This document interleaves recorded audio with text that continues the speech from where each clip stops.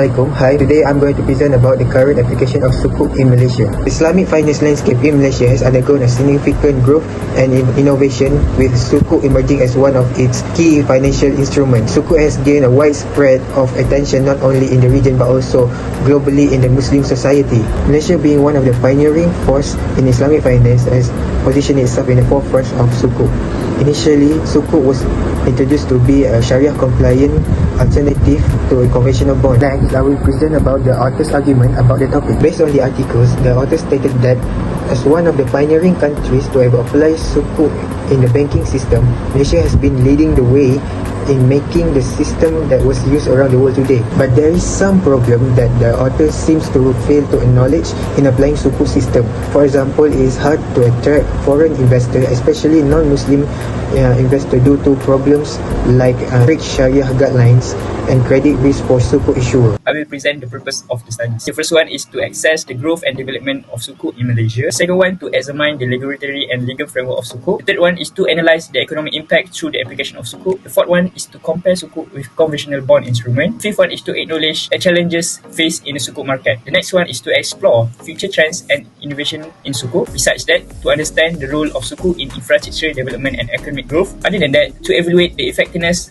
as a Sharia compliant alternative for domestic and international investors. Next, to identify the opportunities for integrating sustainable practices. The last one, to highlight the potential of Sukuk in broadening investors' pools and increasing global financial inclusion. So I will explain about approach considered by author in realizing the study and analysis. For the first one is literature review, which is providing definition for the term Sukuk. The second one, practical observation of the Sukuk. And the third one, discussion is also used by the author in collecting data and research to get the overview of the Sukuk. And the fourth one, the author collected data on how Sukuk contributes to the economy. For example, the GDP growth in Malaysia.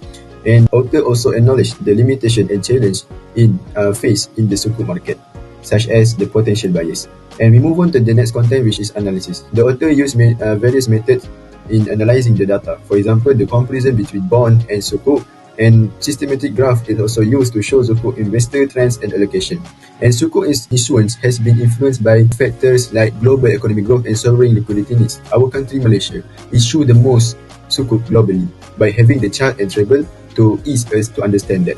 And a positive link was found between the Sukuk and also the economic growth in Malaysia, which influenced by the factors of investing. As I'm going to present about our findings. Malaysia has established itself as a global leader in Islamic finance, with Sukuk playing a crucial role in its economic development. The Sukuk market maturity in Malaysia is evident in its diverse range of issuers and products, catering to both domestic and international investors. There are three key drivers of this success. Number one is robust regulatory framework. The Security Commission Malaysia ensures investor protection and market integrity through comprehensive regulation. The second one is innovative product. New offerings like green and social Sukuk is introduced to address specific financing needs. The third one is supportive government policies. Government initiatives have created a conducive environment for Sukuk to grow. In conclusion, Malaysia's Sukuk market is targeted to further contribute to sustainable development and economic growth, cementing its position as a dynamic and major segment of the global Islamic finance segment. And I will discuss the limitation of Sukuk application in Malaysia.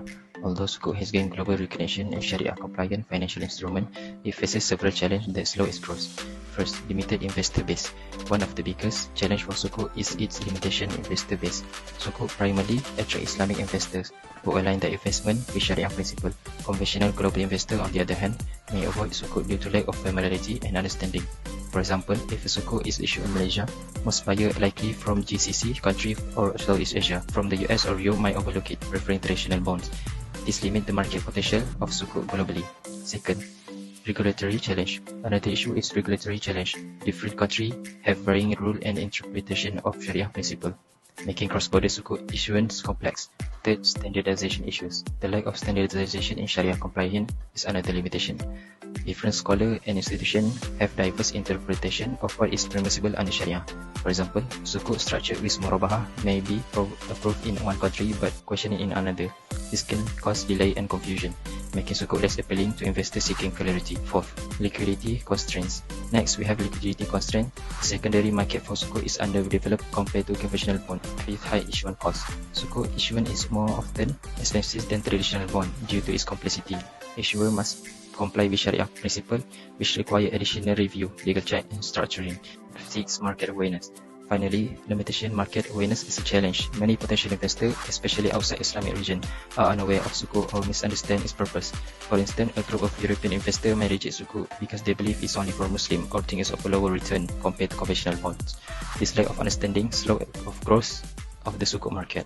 So for practical implication of Sukuk, firstly, for policymakers, guides the development of stronger regulatory frameworks to enhance Sukuk growth and maintain Malaysia's leadership in Islamic finance.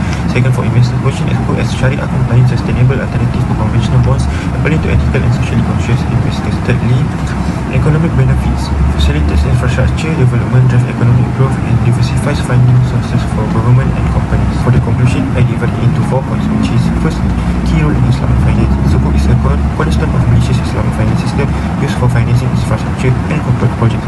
Secondly, global leadership. Malaysia is a global leader in Sukuk issuance, supported by strong regulatory frameworks and market demand. Thirdly, economic and sustainable impact.